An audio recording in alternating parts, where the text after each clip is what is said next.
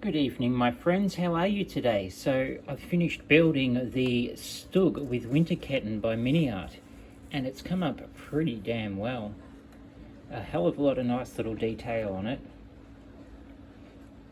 I used one of the broken wheels that was in the pack as one of these spares, and now all I've got to do is find some little caps or something to replace the ones that I had to replace, because in the pack one of the runs of wheels was broken, and you can see there it's like being pushed out, so that'll add a bit of detail. So they had one of the broken wheels and just put them back there. But I didn't notice with this one, when you put these rear wheels on, you take away the fire extinguisher and also the block that you use to raise up the tank when you want to change a wheel, the jack block. It looks like they've also added in the box from the old Panzer III version that they had.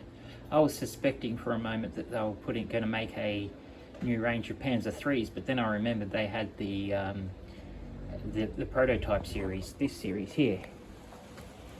And in one of the D versions of those that they built, that they put in one of these boxes here, one of these angled boxes, and that's what they've put in this pack.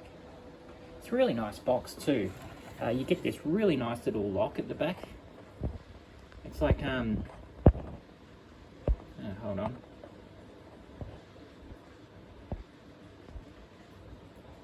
It's really cool.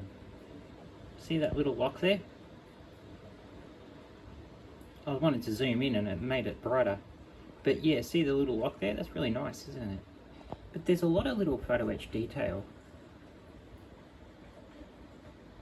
And I went with 0.8mm wire this time, instead of the 0.5 or whatever that fits in the holes there, these holes. I extended the holes out and I made it a 0.8mm wire. And I think that looks better. I think the 0.5mm wire, looks a bit too thin. So that looks pretty cool. It's got a nice little resin figure there to go with it. I've got some other resin figures, some Stug crew guys, somewhere around. I'm not sure, but I'll find them.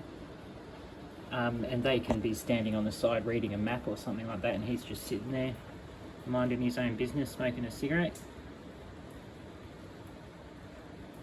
So I get to paint it now, which is going to be really cool, but just got to find those caps for the wheels, so that'll be it. But yeah, the amount of detail on it is really nice. And too, you know, looking at the Stug Gs in 1943, it does look very accurate. In the last one I showed last video I showed the differences between these two. So that's the February version and that's the March version, both built at Elket. And you can already see there, that's just been covered over, it's the driver's scopes, and that's got the driver's scopes cut out. But it's got different fenders.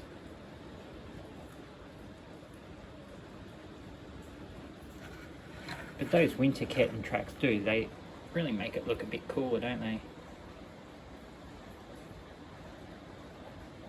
You can probably hear that we've got a bit of a thunderstorm happening or something. There was just some lightning just before. It's crazy. I don't know, maybe get some more. I tripped out Elsie. But yeah, it's really good. Really, really nice little tank by Miniart. Haven't been too well today. Been in bed most of the day with the migraine, but I'm starting to feel a bit better now. Alright my friends, just a quick look at how it is before I put some paint on it, and you can see how much photo etch there is and how much cool detail there is on this kit. I highly recommend it. It is a challenge to build. Now I got the cool little Commander's radio thing on. It is a challenge to build. Big challenge actually. You know, it's not the easiest thing to build, but yeah, well worth it. Well worth it. It's a really rewarding experience. Alright my friends, I'll speak to you again very soon.